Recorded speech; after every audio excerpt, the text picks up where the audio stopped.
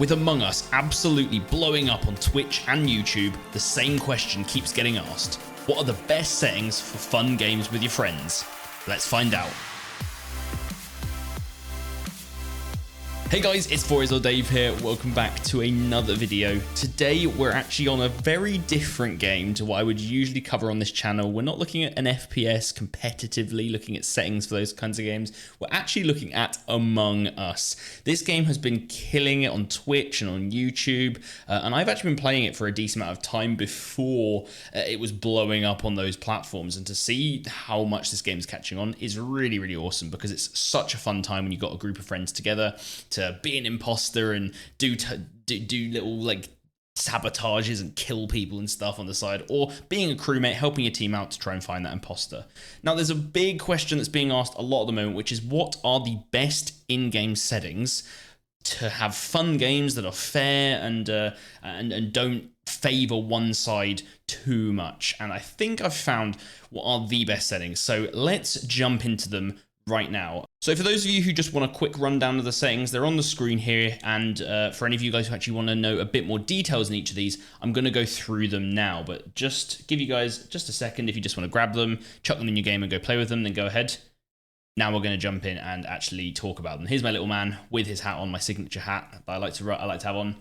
Make sure we do not have recommended settings on. The recommended settings, or like the default settings, are not very good. A lot of the timings are completely off and the game just doesn't feel right at all. So it's up to you guys whether you want to just stick with recommended to start with, just to like understand the game, and then move into my settings. But I would recommend just chuck my settings in, because they're going to make the game more fun for you guys. Confirm ejects.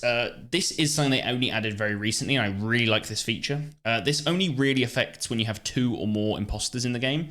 Basically, when you eject someone, so you call a meeting or you find a body and then you choose to eject someone out of the game, it says, usually, or at least it used to say, blah, blah, blah was an imposter, or blah, blah, blah wasn't an imposter, or was not an imposter. And this way you knew at every single point in the game how many imposters were left.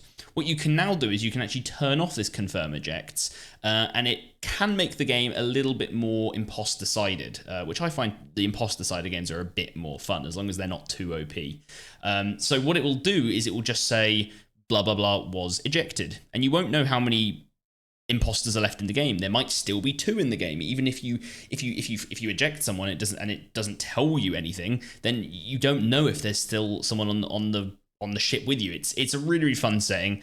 I'd recommend try playing with it off and on. See, you might just want to change it in between games. It might be you might be playing a few games one night and then go, you know what, I'm just going to swap back over, because it's making the games a bit too imposter sided based on the people that we're playing with. So this is a kind of 50-50 one as to what you want to try out, but I'd say try out confirm eject off.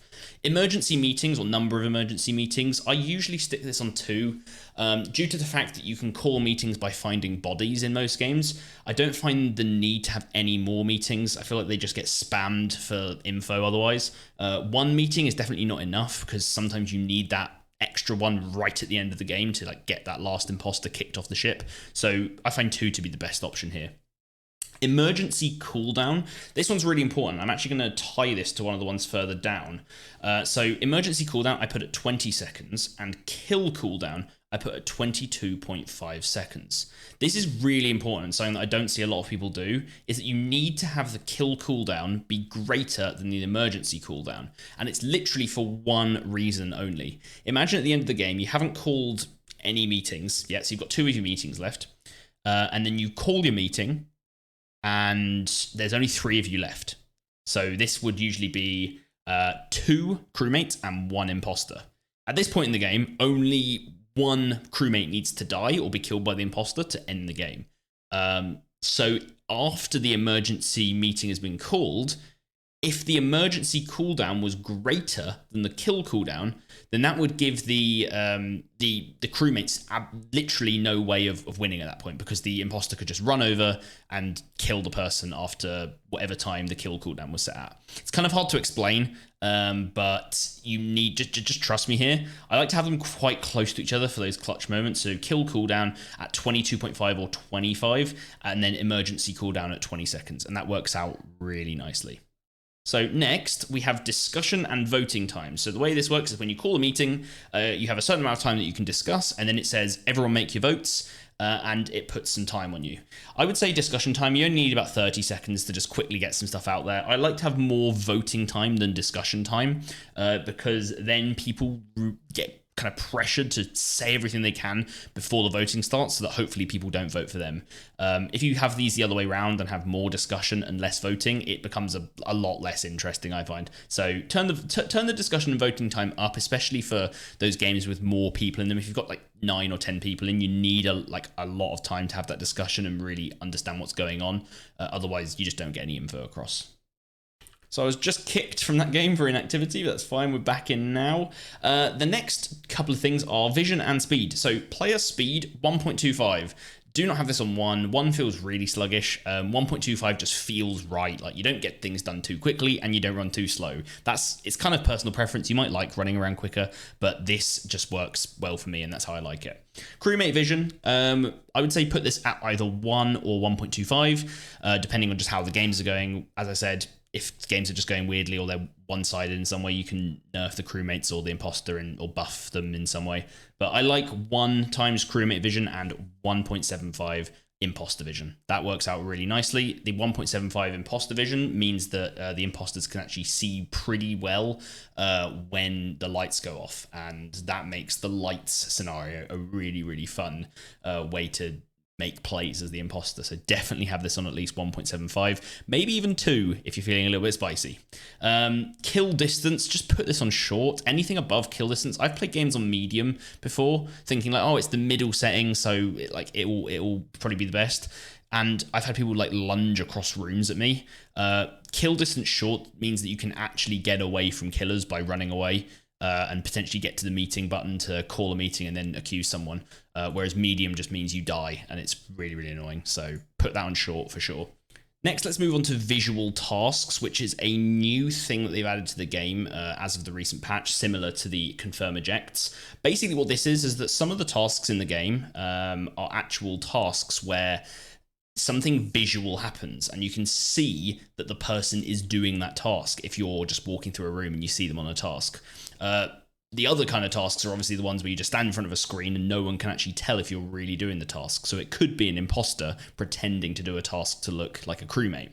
Whereas tasks like the med bay, like the turrets, like the trash, emptying the leaves, you can actually see visual clues happening, especially the med bay. You see the green lasers going up and down. If you see someone doing that, then you know they must be a crewmate. And so typically what the strategy is you save those tasks to confirm your innocence to other crewmates later on. Some people like this. I really like this because they don't come up every game all the time, so it's kind of, it can add to the fun of the game with these being on. But if you feel like they're just annoying your games and confirming people to be innocent too often, then you can turn them off completely and you won't see them again. So it's personal preference. I like them on, but you can turn them off if you don't like them. And then finally, we've got the tasks list. I've actually got this wrong. I would have this at 1 common task, 2 long tasks, and 2 short tasks. That's my bad. It's kind of personal preference, and that's only a small difference. But I feel like this works out quite well. It gives you an opportunity to do your 2 short tasks in those little bits of time where you have the time to do them. You can just quickly go do them, and then potentially go to security for a little bit, get some intel, go to admin, get some intel. And then if you feel like you're safe, you can then have to do those long tasks, which can be quite difficult. So I like having 2 of those on, and then just 1 common task to just build it out into a nice set of 5 tasks. I feel like 5 tasks is a good amount. And that's all the stuff for the settings. I know that was quite an in-depth video, and you probably didn't expect to see that in-depth of video on these settings, but a lot of people don't understand why I choose these settings, and I just thought I'd let you guys know. But anyway, the settings are on the side here. Once again, you can play with 1 imposter or 2 imposters. That's up to you guys, depending on how many people you've got. But Among Us is really fun, and I feel like everyone should be downloading this and trying to play it with their friends. It's so cheap. It's free on your mobile, so download it and have a good time. Today's video is sponsored by ProSight, a PC application that gives players access to Counter-Strike style custom crosshairs in any PC game they want.